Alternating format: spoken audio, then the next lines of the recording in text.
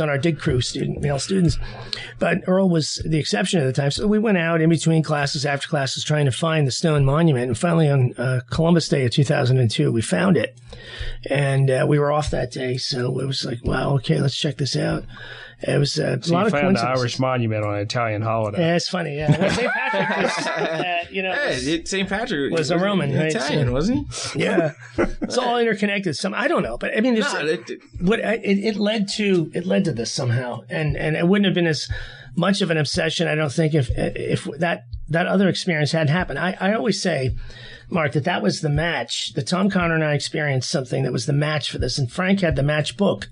But living in New Jersey, he wasn't able, none of us would have been able to put this together without the other half of this thing. So I think that those guys meant for us to find them. Someone had to find them to get them out of the ignominious anonymous burials which attended their deaths. And this was the only way that could have happened. We would find out, John Hutchins was able to do the research on this, that the night that Tom and I saw what we saw was an Ember night in the old Catholic calendar. I'm Catholic. John was Catholic. My brother's a Protestant. Matt's a Catholic. We're all interdenominational. But the thing is, I never had heard of an Ember night. And that was in the old thinking that that's the night when people come out of purgatory to look for people to help them. And the hair stood up on my neck when John found that out. I mean, really seriously, I must have, oh my God. So it became a passion for us to find these guys and do justice by them. And we knew from the railroad file that they all died during a cholera epidemic. And so that's where we started from. We would find out subsequently, as you know, and that's why you came in on this, that we needed help to find them, and we needed technical assistance that we didn't have as a bunch of historians, and to find out that some of them were murdered and not just dying of cholera. Well, I mean, this is a crime. Yeah. It goes all the way from murder to obstruction of justice, I'd imagine. Right. Because not everyone was murdered, but they sure weren't helped. Absolutely, Mark. The interesting thing was when you guys came on board, the Chester County Emerald Society, someone in there, I believe, was the reach out, to you guys. Bob McAllister is one of the guys who, I think he was our liaison with you guys at the time. The Chester County Emerald Society, police of Irish extraction in Chester County, took this on, helped us get the historical marker from the state of Pennsylvania that stands today at King and Sugartown in Malvern. Was the first step. And the second step was getting permission for the dig. But they always said that, hey, there's something else here, right? And we said, yeah, absolutely. We suspected that you don't have in any cholera epidemic 100% casualties. In any population that gets cholera, it's always about 50%. And the railroad always reported that in their internal records, which they could have changed, they could have altered those. They said to the public it was only 8 or 9, but they always said it was 57. Why would they do that? They knew something else was at foot other than the cholera. And of course, as time would wear on and we would find these bodies, we'd find out that they were murder victims, that the first 7 whom we have excavated did not die of cholera. Our forensic anthropologist at the Penn Museum, Janet Monge, said if they had cholera, that's not what killed them. What does she think killed them? It trauma? Was blunt force trauma. Blunt force trauma. And all of them had pick blows and axe blows. Bullet wounds. There was one man they were all on average, the first 7, about 5'5". This one guy who was over 6 feet had an axe blow on the side of his head and a bullet fired directly over top. And he was buried with that bullet still in there, but. So he put up more of a fight, I guess. Yeah. And there were no defensive wounds on them. She found that they were all individuals who had suffered extreme trauma and no defensive wounds. They were probably tied up. Yeah, I guess that's the only way unless you drug somebody or something to get that many people without somebody responding and having defensive wounds. Yeah. What was the theory that they were? One of your theories was that they probably did this on the side, and then because what we found there was more nails in these coffins than there's more than enough nails than you would ever put to bury somebody. Yeah, the first 7 were sealed in coffins with about 100 nails. We don't think that all of the men died of violence. Some of them would have died of cholera, and those are probably the guys under the stone monument. But that there was such violence done to them, and probably off-site. We presume through our file says that some of these guys, when cholera hit the camp, tried to escape, and that would mean escaping an enforced quarantine. And that they would have been killed off-site and brought back in the sealed coffins, and as would be the custom among all railroaders in later years, bury them in the fill. And there's songs sung by railroaders, "Bury me in the fill where I was working." And this, as far as we know, John Hankey from the Baltimore and Ohio Railroad Museum told us this is the first case that he knows of individuals getting buried within the fill, which becomes the later practice. But they were buried in coffins with about 100 nails. And the only explanation for that is that those individuals who killed them would have wanted to conceal the bloody mess inside so as not to incite a riot. And the guys would have said, "My God, they killed our friends." These probably were the ones who were healthiest, and they had hatched a plot to try to escape. Now, there's two other things here that are really important. One is that land, Mile 59, we know from the Canal Commission records, the Philadelphia and Columbia records and the Canal Commission reports in Harrisburg, this land was owned by the Pratt family. And the Pratt family ran the East Whiteland Horse Company, which was the vigilante organization in the vicinity. They owned that, literally that spot where this work was and where these guys were located.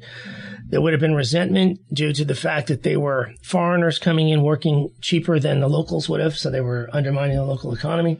They were Catholics. Some of them probably speaking Gaelic, in a community that was very strongly Irish Orange, even though it was very strongly Quaker. There were a lot of Presbyterians with Northern Irish Ulster roots.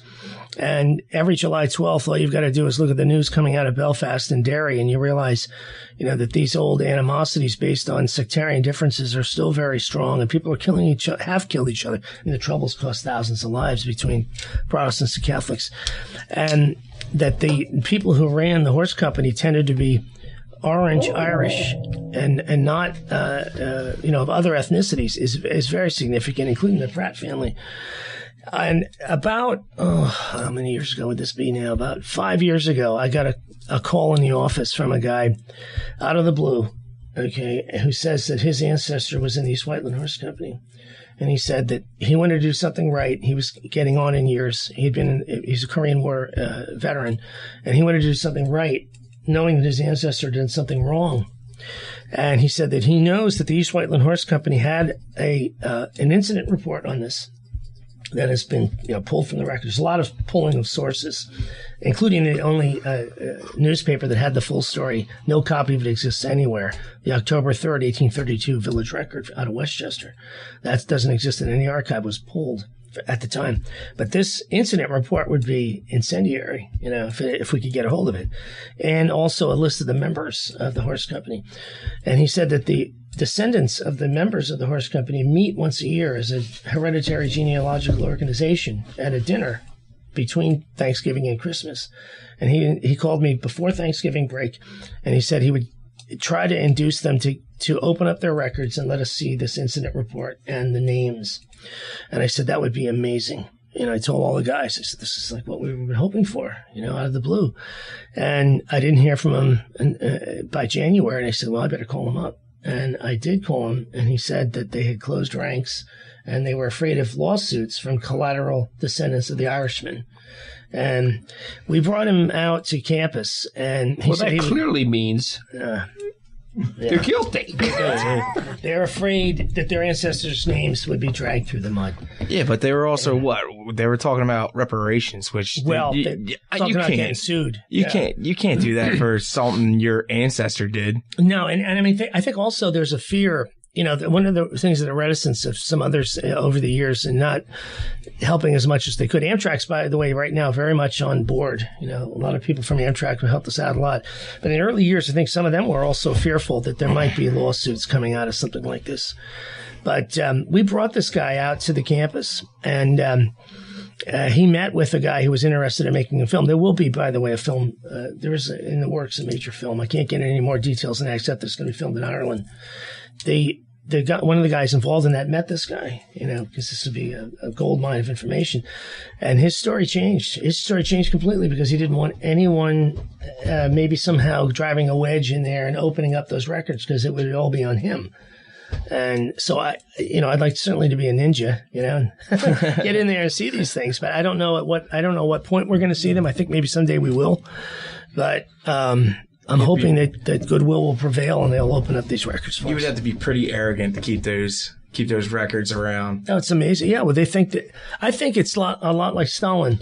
Matt makes an interesting point. Why would they keep these records if it's so inflammatory?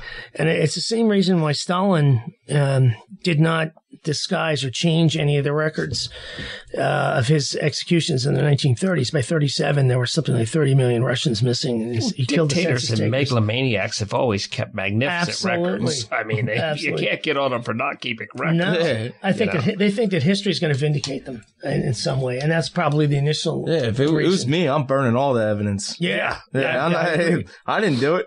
Go find proof. I'm burning Wawa receipts. Keeping all those records. You got to be out of your mind. Yeah. So I didn't eat that hot dog. This movie, who's going to play you? Colin Farrell? From what I understand, they're going to actually come out to the cut at the end and film work down in the valley. So that's how we're going to get in there. I think it's going to be mainly based on the history back in the 1830s. I got to tell you though, Mark, with all the folklore of the ghosts, there's an enormous amount of stories that come out of that valley over the years. There is a book that came out a year ago, Cursed in Pennsylvania, that has a chapter on the cut. There's a lot of stories out there, and that is a whole other thing.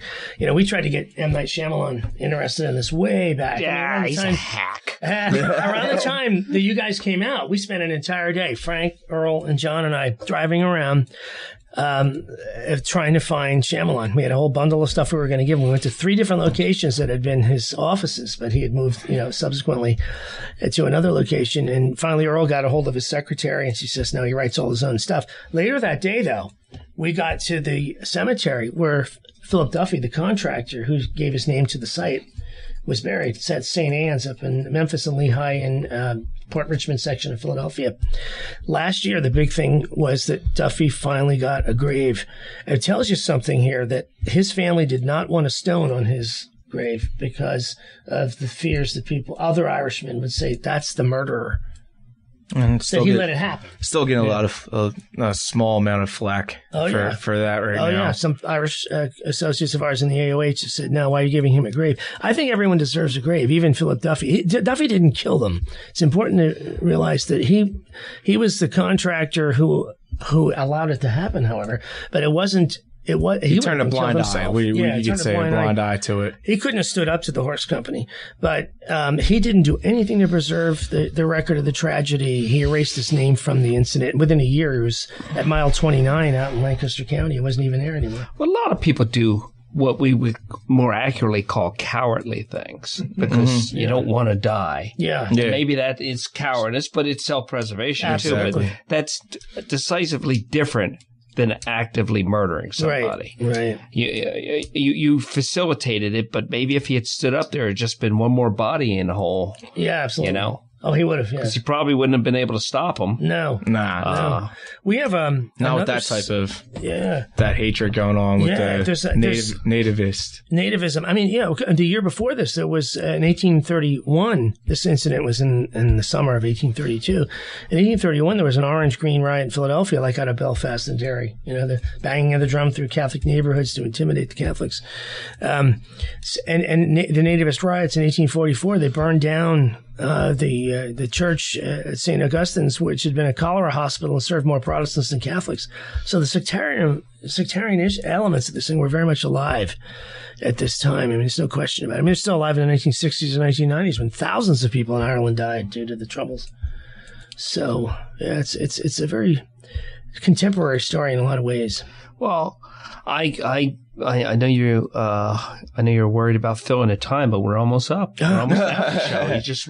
We just rocketed through it. I don't think you guys. I mean, I need to mention that the Greater Philadelphia Search and Rescue did a very important thing for us. When you guys came in 2005, we had no hopes of finding these bodies. There's no way, and without some sort of an extra bit of technology or an extra bit of biology, I guess it would be, because those dogs send it out a grave. Yeah. It's really critical that you guys, you and TJ Wallace and the other guys, that you guys were there at the time that you were, because we were about giving up hope. This was TJ. I got to give TJ, as annoying as he's been about this over the years, I got to give him full credit. He set up down in his first floor. He is a frustrated